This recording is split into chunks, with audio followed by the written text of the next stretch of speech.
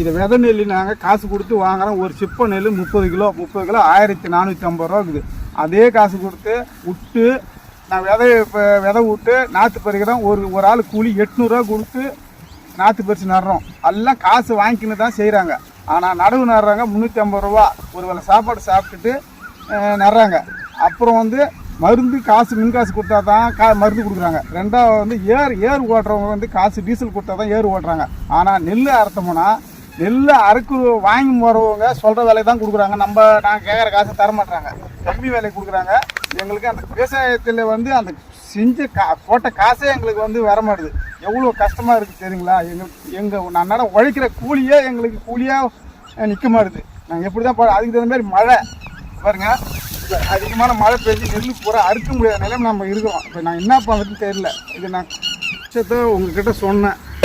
அறுப்பு மிஷினு அறுக்க வந்தால் சேத்துல அறுத்தாங்க, தண்ணி நின்று போச்சுன்னு சொல்லிட்டு அவங்க என்ன பண்ணுறாங்க 3400 ரூபா கேட்குறாங்க. டபுள் கிரவுண்ட் போட்டு அறுக்குறாங்க.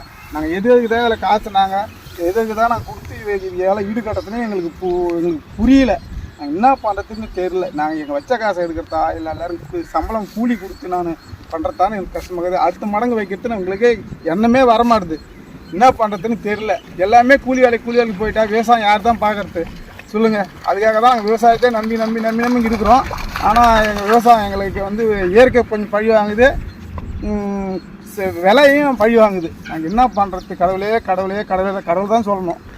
நான் சொன்ன மாதிரி எல்லாமே மின் காசு வாங்கிட்டு தான் வேலை செய்கிறாங்க.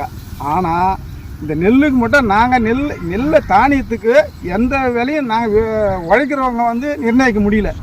இது வாங்குறவங்க நிர்ணயிச்சு தான் இதான் போகுதுன்னு கொடுக்குறாங்க.